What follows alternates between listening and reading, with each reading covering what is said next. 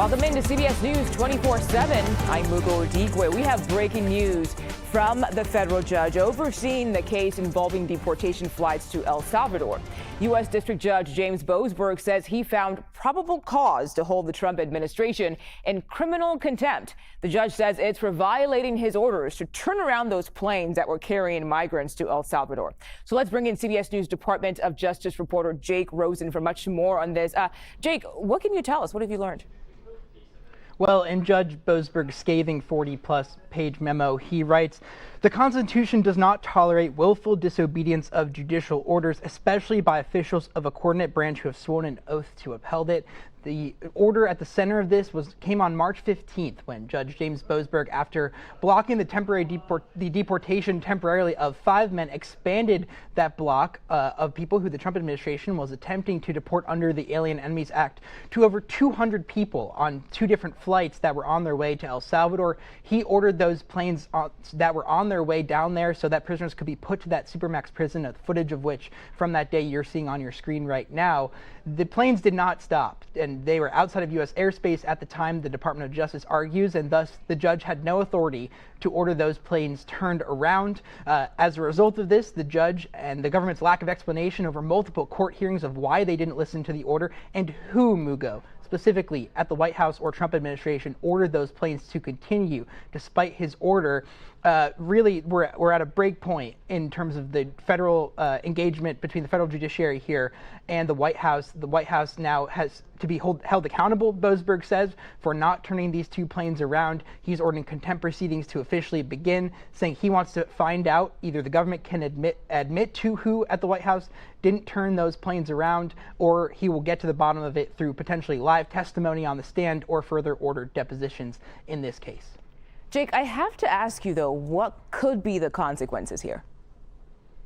Well, if the Department of Justice, I should back up, the Department of Justice has to agree potentially to even hear this case and prosecute themselves, essentially, in terms of this criminal conduct. If they don't agree to do that, Judge Boasberg argues that he has the power to appoint someone who will prosecute the Department of Justice for not listening to his order.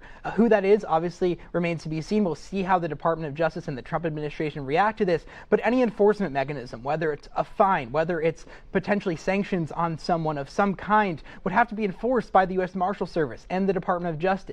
But Judge James Boasberg, despite the Supreme Court ruling that his temporary restraining order blocking these deportations, that order was struck down, but he says the contempt proceedings that were started in that case before the Supreme Court's order are going to continue, and he's going to get to the bottom of this. And he really cited the boasts by the Trump administration after those planes landed, saying that they wouldn't turn that around, and all of the things cited in court by the Trump administration, basically saying, Judge Boasberg, you don't have the authority to even ask questions about this because this is a national security issue and we're dealing with foreign governments. You're entitled to no information. Boasberg said that's not true. He's going to get to the bottom of this situation. Wow. Much more to come out of this one, I'm sure. Jake Rosen, thank you so much. We'll talk to you again, by the way, in just a few minutes. For more on how the White House is responding to all of this, let's bring in CBS News senior White House correspondent Weijia Zhang. Weijia, any reaction from the president on his administration possibly being held in contempt of court right now? We have not heard directly from President Trump, and we have not even heard directly from the White House about their reaction to this ruling, even though we have asked. So it could come up at any time, but so far they, are remaining silent about this. But it is very possible that the president could weigh in. He has been adamant that his administration did nothing wrong because he did use a wartime law to basically say that he's able to do this because he claims that the U.S. is at war with Venezuela, and that's why they had to deport these criminal migrants. War, not in the literal sense of a traditional war, but the war on illegal immigration and drugs and violence. And so they, in the past, have been extremely bullish on this in saying that they haven't done anything wrong, and saying that the judge, as Jake laid out, does not have this jurisdiction to order the government to do things when they are literally in the air.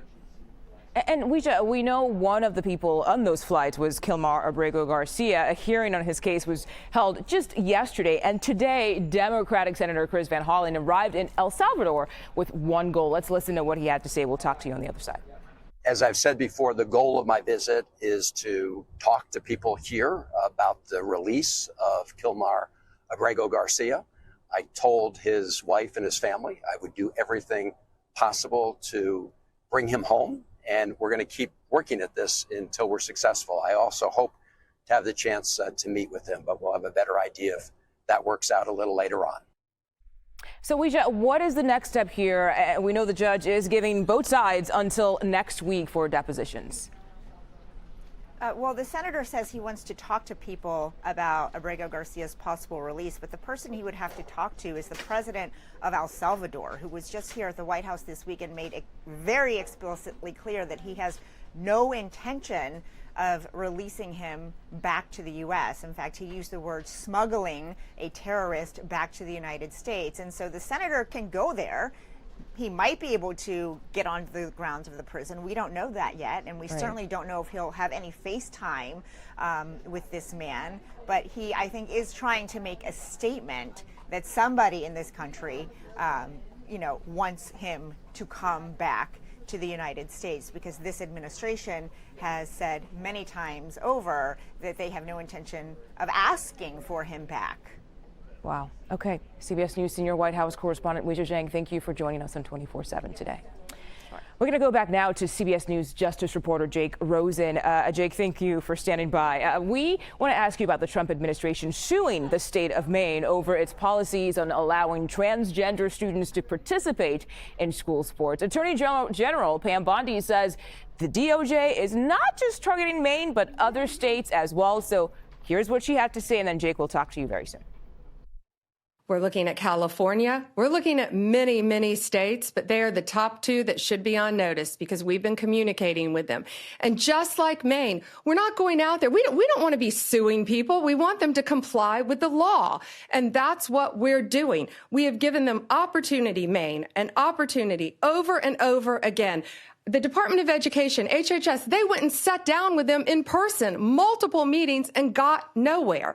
So now this is where we are because they refuse to protect young women in their state. And so, Jake, can you break down this case for us and what other states may be facing soon from the Department of Justice? Well, this all goes back to when Donald Trump first brought a group of governors to the White House and spoke about a campaign promise that he made to get biological boys and men out of women's sports. Obviously, the one way to do that at the state level is to withhold or threaten to withhold funding over education funding over the states and school districts that allow this. In Maine, the Department of Justice says in this court filing, there have been 3 instances they've documented of biological boys in high school playing in girls' sports. We saw at this press conference today that obviously Attorney General Pam Bondi says the Department of Justice tried to settle with these states and make clear that this would not be acceptable. We saw, however, Maine's Governor Janet Mills yell back at Trump at the White House just over a month or so ago, saying, "I'll see you in court over all of this," because she says it's unconstitutional for the Trump administration to threaten states like this.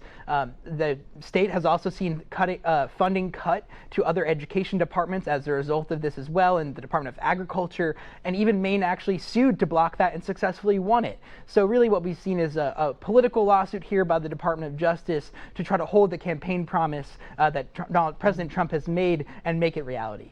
All right, Jake Rosen, thank you so much for your insight and for your reporting today. Appreciate it. A man wearing tactical gear unleashes pepper spray. The wild scene at a New England courthouse. Stay with us. We'll show you that video when we come back. You're watching CBS News 24/7.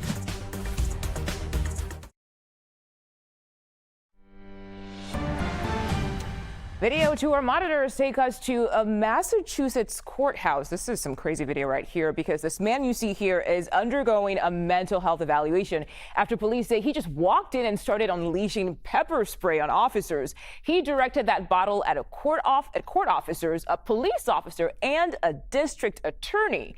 He also allegedly punched, shoved, and assaulted multiple others. They found 8 canisters of pepper spray and 2 smoke canisters in his possession. Police say 28-year-old Nicholas Ackerberg had a previously scheduled hearing on Monday for charges that include punching a 67-year-old neighbor back in 2023. He'll stay in custody until May 2nd, when he'll have a hearing. If you are having trouble accessing your Spotify account, you are not alone. More than 40,000 users this morning reported problems with the music streaming app. But as of about an hour ago, the company says the issue is now resolved, but no word yet on exactly what caused that outage. All right, it is day 3 of the landmark antitrust case between the Federal Trade Commission and Meta. CEO Mark Zuckerberg is back on the stand. So far, he has testified for more than 10 hours this week. Yesterday, FTC lawyers presented a 2018 email written by Zuckerberg that shows he, too, was worried, even back then, about antitrust violations. So let's turn to CBS News Money Watch correspondent Kelly O'Grady. Kelly, what have we heard from both sides so far? So we're on a lunch break right now, but what we've heard from both sides so far, the FTC is really hammering some emails and correspondence from the time that Zuckerberg and his team were thinking about acquiring Instagram. We have heard them ask him repeatedly in different ways, was the intention to kill this competitive threat? As you would expect, Zuckerberg has answered resoundingly, quote, absolutely not. And what we have also heard Zuckerberg emphasize when his own lawyer, Meta's own lawyer, has been questioning him, is that, Instagram may not have become Instagram without Meta's resources. And he's pointed to a number of other companies and competitors in the space, like TikTok and YouTube, that have powerful companies backing them, like ByteDance and Google. So we're only at the beginning of this. This is going to be another couple of weeks at least, and Zuckerberg will be taking the stand again after lunch. But this is really teeing up a fight where you could ultimately see, if the FTC does win, Meta have to sell off Instagram and WhatsApp, and that would just really completely transform the tech and social media landscape, but also call into question every acquisition that has ever been done if it could be rolled back, Mugo. Oh, yeah, that would be a big change for sure. Kelly, we know just moments from now we are expecting to hear an announcement from the governor of California. This is something regarding tariffs. What can you tell us about that? That's right. So what we are expecting is Governor Gavin Newsom of California is going to hold a press conference at 1:30 p.m. and announce legal action.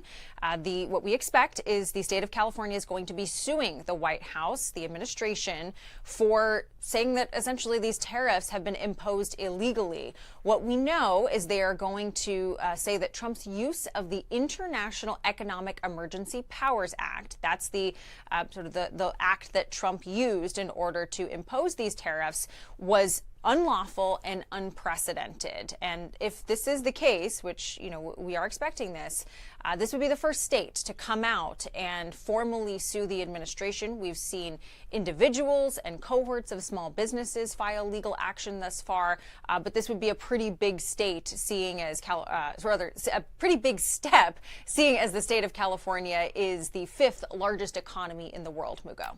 Right. Actually, I didn't even know that part about the 5th largest economy, and I live here. So thank you for that tidbit. Some very important information. Kelly, I want to ask you about some new numbers, because we know consumer sentiment is down here in the United States, but now there's some numbers on retail sales in the country. What are those numbers telling us? Consumers spent a lot more than they did last month. So actually, sales were up 1.4% on the month. That compares to 0.2% of an increase in February.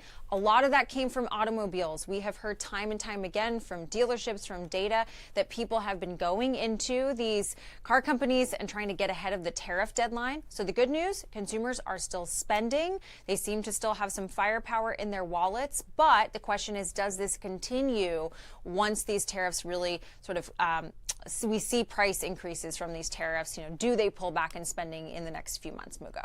Right. We shall wait and see. Kelly O'Grady, thank you so much for joining us this hour on 24/7. Appreciate it. To Massachusetts now, where this shocking video was recorded from inside a car in New Bedford. This is the moment an ICE agent smashed the window of the vehicle to remove 29-year-old Juan Francisco Mendez. Mendez and his family are currently awaiting their finalized asylum documents after being persecuted in Guatemala. His lawyer tells CBS News the agent was looking for a man named Antonio and mistook him for the wrong person before putting him in custody. Mendez is now being held in a detention center in New Hampshire. His wife has not been notified about any charges. Both Ohio State and the University of Houston are facing their own legal challenges over revoked visas. A full-time international graduate student in Ohio has filed a lawsuit against the Trump administration. They claim their First and Fifth Amendment rights were violated. A similar case played out in Texas after a professor had his visa revoked. He says he plans to resolve the issue from Korea. The U.S. is offering an $8 million reward for information that leads to the arrest of 2 leaders of a Mexican drug cartel. The feds say 2 brothers are the leaders of the cartel. That cartel has been formally designated a foreign terrorist organization. Both men are now believed to be in Mexico. The brothers are facing charges of drug trafficking, extortions, kidnappings, and even murder. 4 students are recovering from injuries after a shooting at a Dallas high school. Authorities say gunfire erupted around lunchtime yesterday. Sources tell CBS News Texas the suspected shooter is a student at that school, and he turned himself in. CBS News reporter Karen Waugh has more from Dallas. Dallas Fire Rescue says these victims range in age from 15 to 18, and one of the victims, their age is still unknown. As for their injuries, they range from non-life-threatening to serious. As for the suspected shooter, we're told he is a male student at this high school here, and he's currently charged with several counts of aggravated assault with a deadly weapon. As for how this happened, why this happened, a lot of parents and students say this is deja vu. It was almost exactly 1 year ago to the day there was another shooting at this very high school. In that incident, one student shot a fellow student inside a classroom. Now, the Dallas Independent School District on their website says they've installed about 400 metal detectors across several of their high schools over the past 2 years. So they've increased security measures. Students here also say they're required to wear clear backpacks, and school authorities regularly check their bags as well. But in a press conference, the Dallas Independent School District police chief says this incident yesterday was not any indication that their protocols or their staff or their metal detectors had failed. It was rather that the gun was brought in during non-normal intake hours. So while officials continue to investigate exactly what went wrong here, the school will be shut down for the rest of the week. Back to you. Karen Watt, thank you. A live look now from Tucson, Arizona. There are fire weather watches and red flag warnings affecting millions across the southeast today. It is a combination of low humidity and higher temperatures and, of course, gusty winds upping that fire risk. Right, Jess? Widespread throughout, Texas, New Mexico, Arizona. We can see gusts today and tomorrow, anywhere up to around 40 to 70 miles per hour. Oh, wow. So we're going to break that apart right now. The National Weather Service is already on top of it, issuing plenty of wind advisories widespread throughout southern parts of Arizona, stretched all the way over into New Mexico to Albuquerque, impacted by this severely. And this will actually continue as we head into our Thursday forecast. You take a look behind me, those red flag warnings stretch all the way from southern parts close to Tucson, Arizona, all throughout New Mexico, the entire state highlighted. And we're continuing to see those critical fire weather conditions stretch all the way up into Nebraska, Oklahoma, and northern parts of Texas, too. This will be the case for us today and tomorrow. Our Thursday forecast looking very similar, where we could see even stronger winds tomorrow compared to today. And Muga said it perfectly. The relative humidity is low. This is very dry region on average. And now we're seeing these fire weather conditions really enhanced throughout all these states as we head into our Thursday forecast with that enhanced risk just south of Albuquerque, stretched all the way throughout central portions of New Mexico. So you take a look at the wind gusts today versus tomorrow. This is where we're at right now. Heading into the evening hours tonight, we can see up to around 40-mile-per-hour wind gusts in southern parts of New Mexico. We fast forward all the way into our Thursday forecast. Notice how those winds enhance even more all the way up into areas like southern parts of Colorado. 60-mile-per-hour winds are expected. So what does that mean for these community members? Now is not the time to be doing any outdoor burning. It's a very important time for all these communities to just take it slow, be very cautious of your outdoor activities, and be safe as we head into the next couple Good days. advice and life-saving advice too, Jess. Of course. Thank you. A search warrant pointing to a possible motive for arson at the home of the Pennsylvania governor. That story when we come back right here on CBS News 24/7.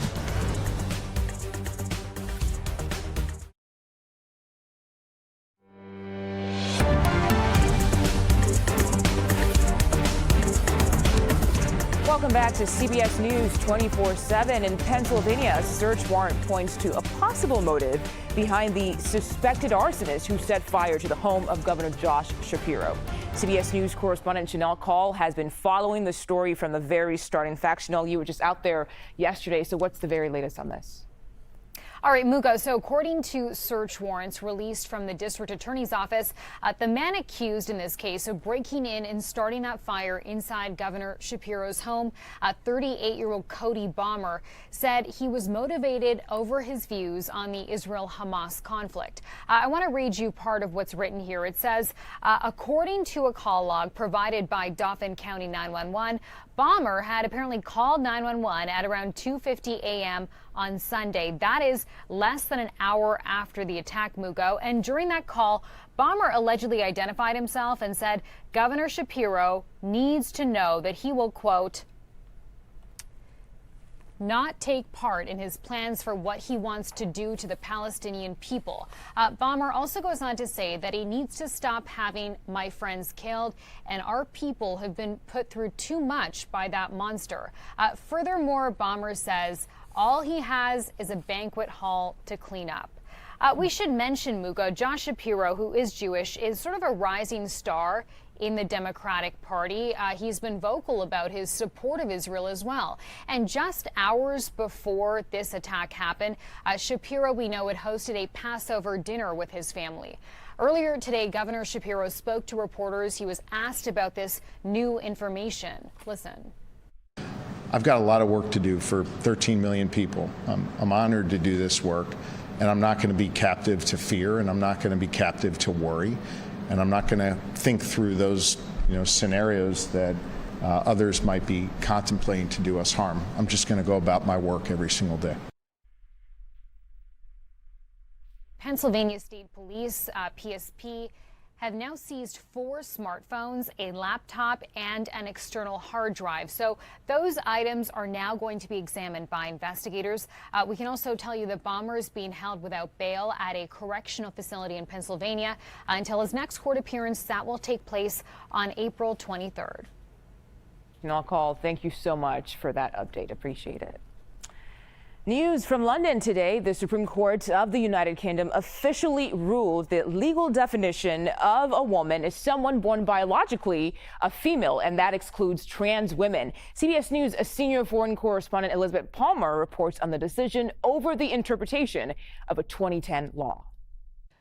Britain's Supreme Court has ruled unanimously today that the legal definition of a woman is based on biological sex, that is, determined by genetics and not the way an individual might identify. It puts an end to a long-running and very bitter public debate over the status and rights of trans women in the UK. Before today's decision, a trans woman with an official gender reassignment certificate had been considered by the state to be a woman. So, for example, in Scotland, the government mandated that 50% of public board seats should be held by women, and that could include trans women. Well, no more. The case was actually brought by a Scottish women's rights group, For Women Scotland, which was very publicly supported by the author of the Harry Potter books, J.K. Rowling. The group calls today's ruling a victory for, among other things, women's safety in single-sex spaces like hospitals, locker rooms, public washrooms, that sort of thing. From now on, transgender women, who the court has just ruled are actually men, can legally be barred from those facilities. It would also theoretically allow the state to insist that trans women be sent to men's prisons. And that's of special significance here in the UK after a huge uproar over a case when a transgender rapist, Isla Bryson, was locked up in a women's jail. This judgment brings the UK law into line with the United States' current approach, where a declaration by President Trump states It is the policy of the United States to recognize two sexes, male and female, and they are not changeable. In other words, on both sides of the Atlantic now, the law says transgender women are biological men. Back to you. Elizabeth Palmer, thank you. Secretary of Health and Human Services Robert F. Kennedy Jr. delivered remarks today with his opinions on the causes of autism. This comes after after a Centers for Disease Control study in some communities reported 1 in 31 children now has the disorder. The CDC says that number is reflective of better screenings and access to autism services. Kennedy, though, had this to say about that. Instead of listening to this canard of epidemic denial, all you have to do is start reading a little science, because the answer is very clear. And this is catastrophic for our country. This is a preventable disease. We know it's an environmental exposure. It has to be. Genes do not cause epidemics. They can provide a vulnerability. You need an environmental toxin. Okay, let's bring in CBS News reporter Alex Tin for much more on this. Alex, good to see you on 24/7 today. We know RFK Jr. is similarly at odds with the CDC on why we're seeing these rising numbers. So exactly what does the study say about this? Yeah, that's right. You know, the CDC has said for a long time, including in this latest study, that it's believed that one of the largest reasons we have seen this increase in prevalence that's so varied in different communities, you know, some communities are much higher than others, is because of exactly that, a variation in how well some communities have been able to improve access to services to diagnose, treat, and screen children for autism. Now, of course, we should be clear that the one difference from previous years where the CDC has released this study is that in all previous releases of the study, there was always a press briefing where CDC scientists were allowed to come and ask questions, answer questions from reporters about their findings and explain their methodology. Those scientists, our reporting has found, were not allowed to talk to the press this year. Instead, the only press briefing we got was the one that you just played a soundbite from with Secretary Robert F. Kennedy Jr. Yeah, and at the same time in all of this, he is promising to find the reason and why this is happening, the cause of autism by the end of September, which is really just 5 months away. Have we gotten any reaction from the scientific community about that promise? Yeah, you know, in the weeks since in the days since he made that promise, we've heard Kennedy sort of shift the timeline a bit. The latest that we've heard from the department is that they have said that he is going to start to begin to see answers by September, as opposed to having the answer by September. And you heard him say at the press conference today that they're planning to announce the details of these new studies within the next 2 or 3 weeks. So, you know, that's a long way of saying that the department is starting to come around to the reaction we've heard from scientists who've been working on this issue for many, many years with millions and millions of research dollars. This is a complicated issue. It's going to probably take years, if not decades, to answer, and there probably are not simple answers to what is causing autism. It's probably going to be a continuation of the nuanced and complex answers that researchers have been working on for a long time now. And Alex, I just wanted to get your take on all of this, especially when you consider the fact, as you mentioned earlier, that Kennedy is the one who gave this news conference as opposed to researchers with the CDC, which is what we would typically see. Yeah, that's right. You know, and this is just one example of all the different ways that the way that research is released by the administration these days has changed. You know, in previous years, for all of these releases that were released from the CDC, when they would release not just autism data, but, you know, new information about bird flu or talk about the ongoing measles outbreak, that the CDC would hold press briefings where federal health officials, not just political appointees, but scientists working for the agency, would answer questions from the public, from reporters, to explain, here's what we're seeing, here's why we're seeing it, here's what we're doing about it. None of those press briefings have happened since the beginning of the Trump administration, and despite promises by Robert F. Kennedy Jr. for greater transparency at the department, we also haven't seen that happen since he took office a few weeks ago. Okay, Alex Tin, thank you so much for the insights to all of that. And Vatican City, Pope Francis is thanking the doctors that saved his life. The Pope spent 5 weeks in the hospital for a serious case of double pneumonia. And today, here you see members of that medical team at the Vatican as the Pope thanks them for their service. A dramatic rescue from captivity, the American pastor who made it out alive after being kidnapped abroad and caught in the middle of a shootout. We'll have that story for you when we come back right here on CBS News 24/7.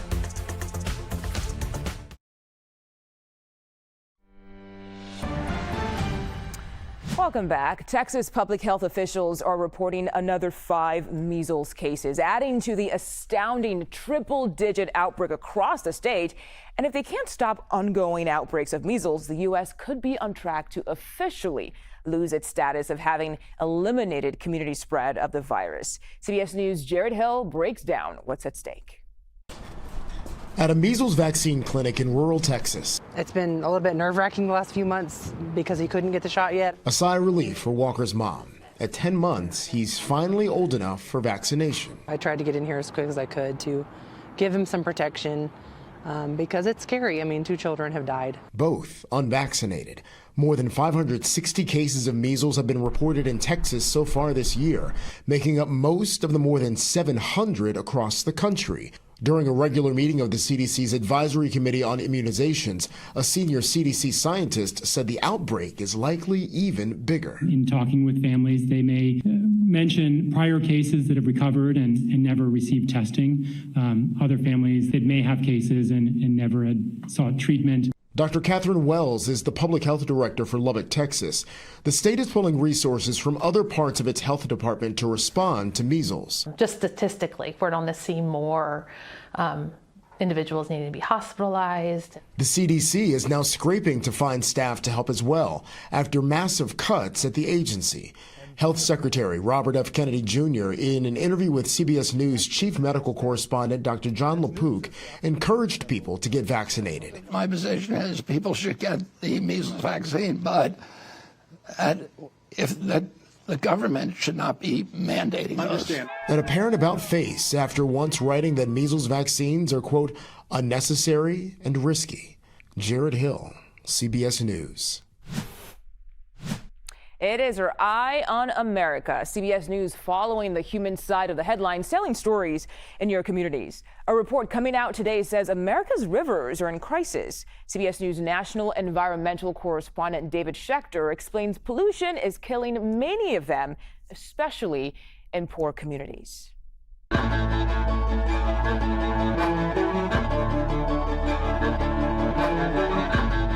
I'm pretty surprised to see all that trash. Yeah, and you can see we're not too far from houses. Jerome Shabazz runs a nonprofit environmental education center in Philadelphia. He believes everyone deserves access to a clean creek, and he gave us a chance to get involved. Come in here, you're like, this is insurmountable. Right. But you can make an impact. If we go back and look at the before and after shots, you'll see that just the short period of time that we were here is going to make a difference. What's not easy to clean up is raw sewage that runs from this pipe into another nearby creek, making it too contaminated to wade or fish in. And the other thing is smell. Yeah, it does not smell good. No. It smells like sewage. I mean, you don't need a scientific test to tell you there's sewage come out of there. You just need a nose. There you go. Nationwide, there are more than 7,000 pipes called outfalls, like the one Shabazz showed us, where wastewater from buildings and stormwater from rain flow together to the treatment facility. When there's too much rain, by design, sewage overflows into creeks and rivers. CBS News compared census data with outfall locations and found lower-income minority communities are twice as likely to have sewage dumping into a river or creek. We see a lot of derogatory conditions in neighborhoods amongst people who don't have the political influence to fight back. Some of these systems are well over 100 years old, built before environmental regulation. Rebuilding is cost prohibitive, but in Philadelphia, there's a natural solution: protecting what's left of the city's marshland. I'm in, baby. All right. See you out there. This is what the marsh is supposed to look like. Lamar Gore runs the John Hines National Wildlife Refuge in Philly. Are you sure this is Philadelphia? Yeah, right. And I think nature-based solutions where you're looking within the landscape, and I think every city, every township needs to be taking a look at this. The marsh works like a sponge, soaking in rainwater, which reduces the chance of a sewer overflow. But during heavy rain, raw sewage is still getting dumped in the river. Can marshes be beneficial when you've got raw sewage running down your rivers? They absolutely can be beneficial. It slows it down. It allows for the opportunity to break that sewage down. But there's very little room to expand here because it's surrounded by homes, industry, and the airport. These are the things that should have the urgency of now. It's only a partial solution, but activist Jerome Shabazz says it's worth a try. We really can't accept this on a basic human level as being normal. And I think we should do everything we can to try to remediate it so that people can enjoy and appreciate the built-in natural environments where they live, work, and play. Clean water should not be a luxury for some, he says, but a right for all. For Eye in America, David Schechter, Philadelphia. All right, listen to this. Burglars, they tunnel through the wall and make off with millions in loot. The heist in California, that sounds like it was ripped from a movie script. And you might not see anything for hours at a time, but it isn't stopping millions of people from tuning in to watch this great migration. Stay with us right here on CBS News 24/7. We'll be right back.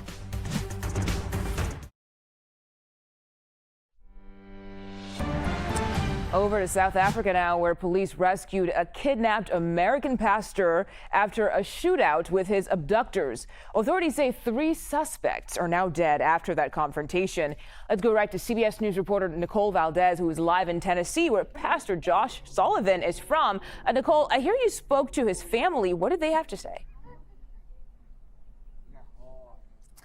Mugo, they're calling his rescue truly a miracle. They, of course, got that harrowing call around Wednesday night last week, hearing that he was kidnapped at gunpoint in the church while he was delivering a sermon, and that happened in front of his wife and children. Of course, those who live here in Tennessee really at some point feared the worst, having spent several days wondering where he was, what was happening, and really what was the motivation behind this kidnapping. They got the call around 4:30 this morning that he was rescued, that he was safe, that he was alive and unharmed. Of course, we know we're still getting information really from the authorities over in South Africa, the Directorate for Priority Crime Investigation. They are called Hawks. They were the team that got the intel that were able to go out and rescue Sullivan. But we know this turned into a shootout very quickly as they realized that the pastor was inside a car with at least 3 other of those suspects. Now, we're told by authorities there that it turned into a shootout. There were several shots exchanged. 3 of the 4 suspects that are alleged to have kidnapped this the pastor here were actually killed. There is still one that we haven't heard any information about, but a miracle is really what they describe it as here, because Sullivan was untouched in that shootout. I spoke to his father-in-law, David Witt, just a few minutes ago. Not only did he say just how relieved he is to get this news after several days, we talked a lot about what he thought the motivation might be, but he knows, of course, for those family members of his that are going overseas and doing this missionary work on behalf of churches like the one here in Maryville, Tennessee, there is a risk. Honestly, we knew that it was a possibility. We know they knew the risk when they went in, but, you know, we have missionaries all around the world, and we have all of our missionaries that we send out, we send them into high populated, non-believing countries. And so when they go, but they go with God, and they go with a fear of God, but not a fear of the country or the people. Now, an interesting note here, his father-in-law, of course, is still trying to get information from his family, both in South Africa and some of these other countries. Of course, we did get to hear a couple of things from his different family members. One of the things that he told me today was he believes his son-in-law was, in fact, targeted, saying those kidnappers knew him by name when they entered the church looking for him. And so there's still a lot of information that we still have, and we're just getting, and a lot of questions, of course, we have for authorities as they continue to try to figure out what may have motivated them to kidnap this specific pastor after his family has spent at least the last 10 years in South Africa. Such a crazy story there, Nicole, but we are so glad to hear that he was rescued. Thank you so much for your reporting. We appreciate it.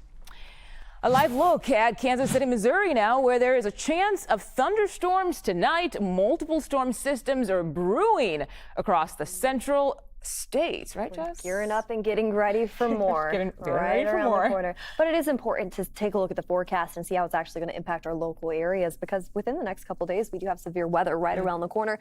Let's dive into that right now on the map below me. As we head into the next couple days, we're watching storms really gain strength over the Rockies, pushing across the Dakotas, making its impact anywhere from Chicago all the way down into Texas too, right around the corner within the next 48 hours. Taking a look behind me, I can time that out just a little bit better for you. Here's what we're gearing up for. You head into the afternoon hours today. In a lot of spots, it's still relatively calm.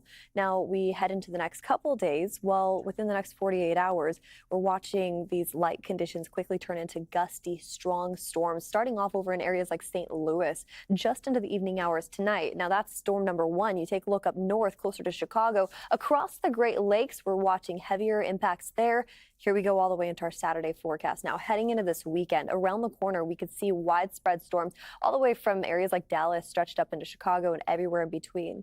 Our severe weather outlook today really highlights areas like Kansas. By tomorrow, we're now heading all the way over into Iowa with that slight risk, meaning we could see damaging winds. Potentially, we could also see hail with these thunderstorms too. And then it becomes a lot more wide stretched as we head into our Friday forecast just ahead of this weekend, where our Saturday threat is still pretty much impacting areas like Arkansas, across the Mississippi, up into Kentucky and Tennessee, where honestly, I mean, you just take a look at the past couple of weeks, they've been getting hit with one storm after the next. So we keep a close eye on them right now. Okay, Jess, thank you. Appreciate it. Los Angeles police, they're investigating a brazen heist at a family-owned jewelry store. Police say the thieves likely spent a month drilling a tunnel into the shop through an abandoned building next door. The suspects were somehow able to disarm the store's cameras and alarm system on Sunday night before breaching two safes. The thieves made away with $20 million worth of gold bars, jewelry, and also cash. They were in here for 5-6 hours, and in that time they were able to get in the safes, which usually if the alarm went off, they wouldn't be able to get in it for an hour. But since it didn't go off, they had all night here, and they cleared out everything. They literally dug a hole. They probably were digging it for a month. Okay, now this is a moose, and they're migrating, and here is a look. This is a 24-hour live stream you're seeing here, capturing the migration of moose in Sweden, and millions of people, they tune in to see this every year. The slow TV hit is called The Great Moose Migration. It's streamed online by the Swedish national public broadcaster, and you can see here crossing a Nordic river. Cameras here will be up for the next few weeks, and although the country's moose population has declined since the 1980s, Sweden still has more moose per square kilometer than anywhere else in the world. You're seeing some of that moose getting into the water there. This is a very interesting video, and apparently viewers like to see this, and I guess I kind of understand that. They find this view to be very meditative and look forward to tuning in to the relaxing scenery after a very long day. Yeah, I think I agree with that. It's very meditative indeed. Okay, we have much more ahead here on CBS News 24/7. In fact, we are watching for an announcement from the California governor, a sweeping lawsuit that could be the biggest legal challenge yet to President Trump's tariffs. And we are watching Wall Street. The Dow is plunging right now. Take a look at those numbers. It's down 633 points. Stay with us right here on CBS News 24/7. Much more news ahead. Have a great day, everyone.